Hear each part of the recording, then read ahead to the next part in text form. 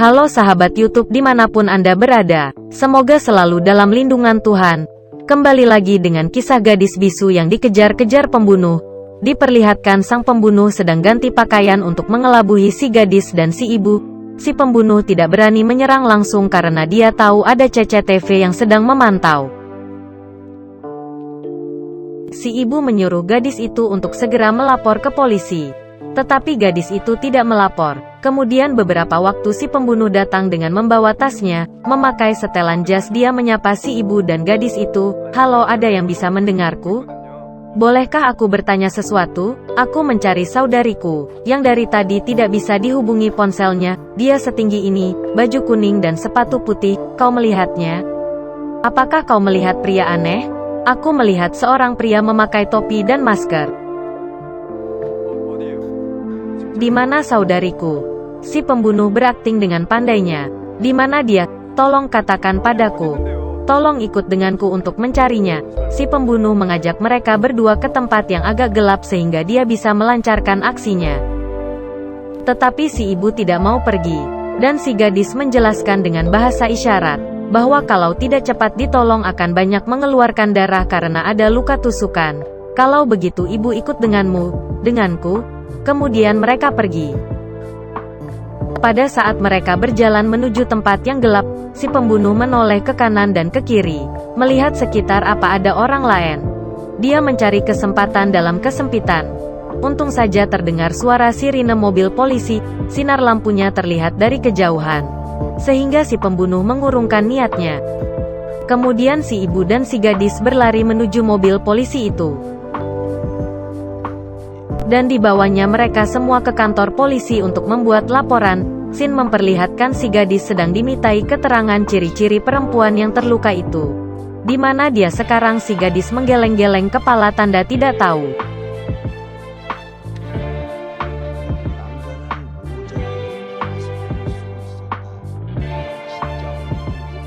Pada saat si gadis sedang dimintai keterangan, polisi bertanya seberapa tinggi atau seberapa besar. Si pembunuh menyela, "Aku bisa menjawab." Dan polisi itu membentaknya, "Aku tidak tanya kamu." Dan di sebelah pembunuh ada seorang pria setengah baya marah, "Apa yang kau katakan?"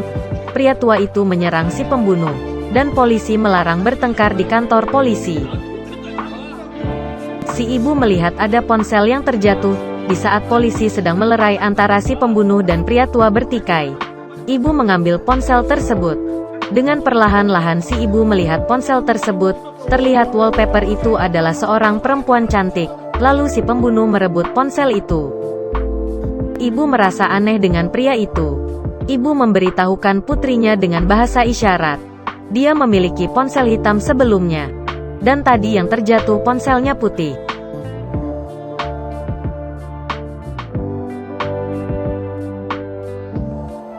Lalu si gadis menyuruh ibunya berhenti. Pria ini merasa tersinggung. Kemudian si pembunuh menoleh ke ibu. Saat itu Jong Tak, kakak dari perempuan yang hilang, datang ke kantor polisi dengan marah-marah. Dia merasa kesal karena sampai larut malam belum juga ditemukan adiknya yang bernama So Jung Un. "Tunjukkan pada orang-orang ini, karena mereka juga melaporkan dengan ciri-ciri yang sama. Siapa tahu ini adalah orang yang sama." Di saat polisi sedang bertanya pada gadis itu, pria tua yang tadi marah masuk lagi dan menyerang si pembunuh. Kemudian polisi melerai. Sebelum sempat pria tua itu menyerang si pembunuh, dan dibawanya pria tua itu keluar kantor. Pada saat si ibu mau memberitahukan sesuatu, tangan si ibu ditekan oleh si pembunuh. "Tutup mulutmu, atau putrimu akan mati." Si pembunuh mengancam sambil tambah menekan tangan si ibu. Ibu diam karena takut putrinya terkena musibah. Si pembunuh membawa sebilah pisau. Di saat itu ibu berteriak. Terjadilah perkelahian antara si Jong Tak dan si pembunuh.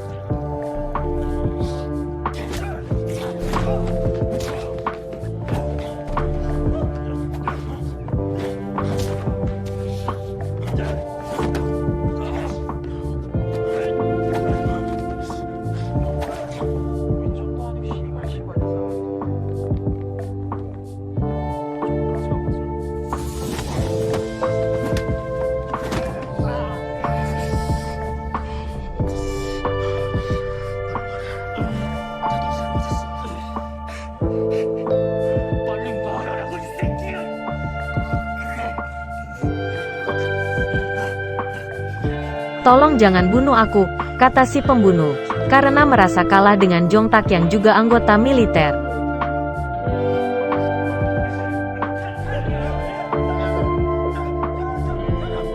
Tolong bantu aku sangat takut, Dosik atau si pembunuh minta tolong pada polisi.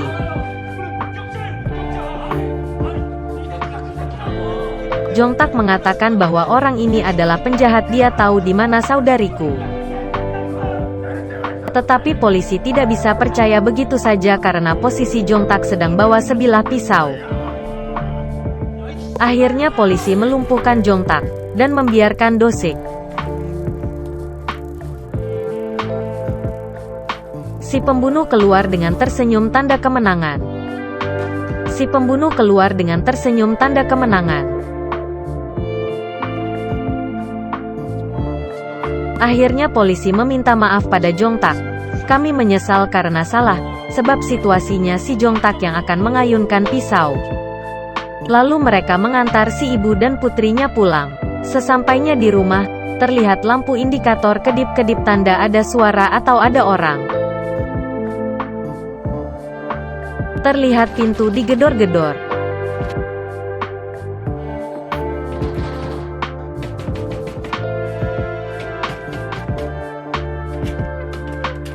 Ternyata teman si ibu yang akan menjemput si ibu, dan ditinggallah si gadis sendiri di rumah.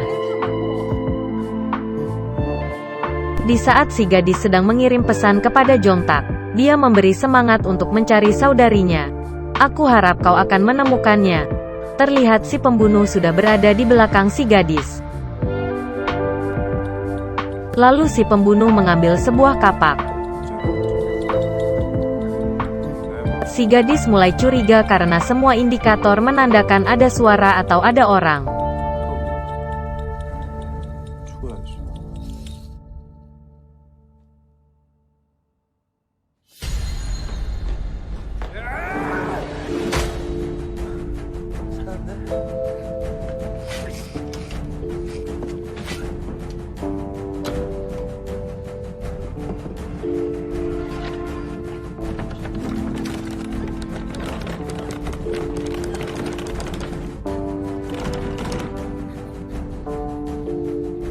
Si gadis mengirim pesan kepada Jongtak bahwa si pembunuh berada di rumahnya.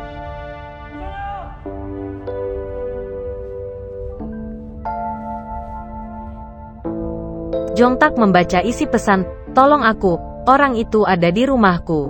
Kemudian setelah membaca isi pesan, Jongtak segera berlari menuju rumah si gadis.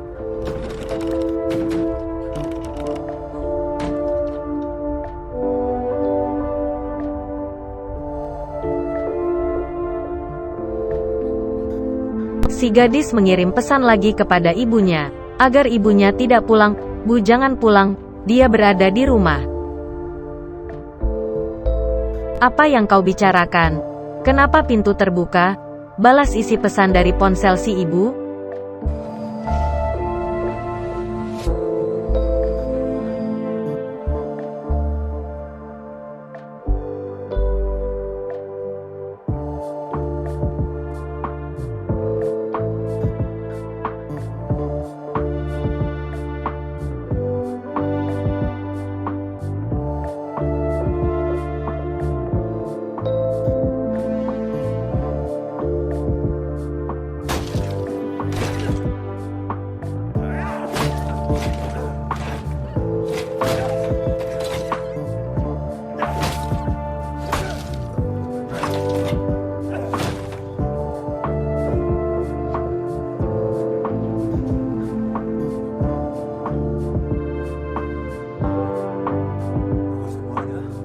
"Apa yang kau lakukan? Datanglah pada ibu," kata si pembunuh. Ternyata yang balas isi pesan adalah si pembunuh.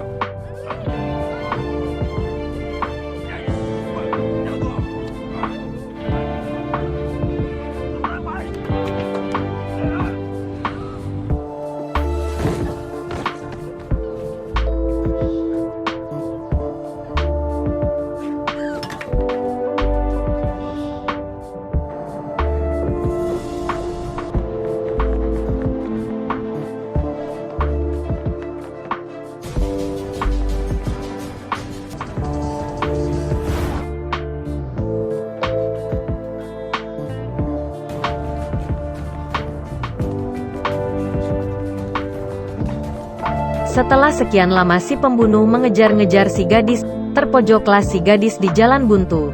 Si gadis mengambil sebuah kursi untuk melindungi dirinya. Di saat itu Jongtak datang juga.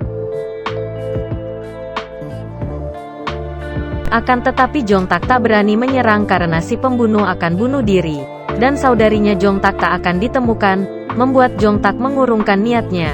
Lalu si pembunuh memberikan posisi saudarinya, sehingga Jongtak tak menolong si gadis bisu, tapi dia berlari menuju di mana saudarinya berada.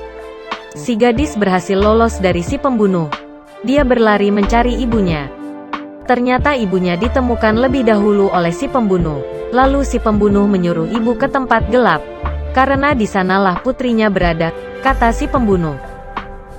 Gadis itu melihat dari jauh. Dia melihat ibunya akan dibawa ke lorong gelap. Gadis itu berlari dengan sangat kencang.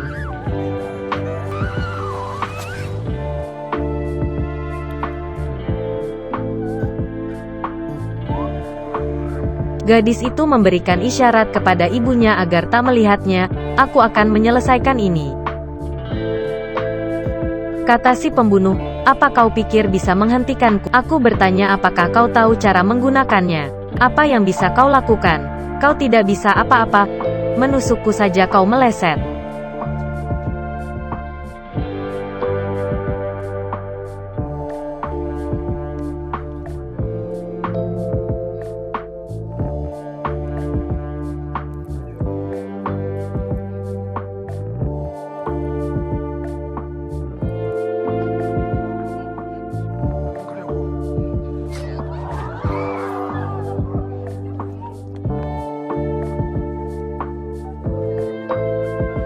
Si pembunuh bingung, karena posisi dia sekarang memegang pisau dengan berlumur darah, dan si gadis terjatuh di bawah di pelukan ibunya.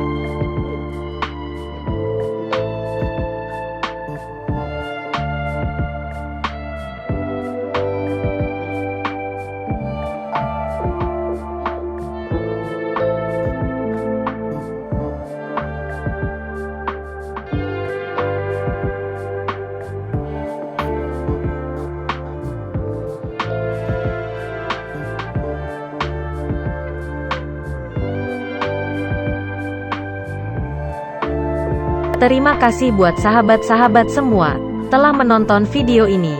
Kami akan kembali dengan cerita yang lebih menarik. Jangan lupa bantu subscribe dan klik loncengnya. Sampai jumpa.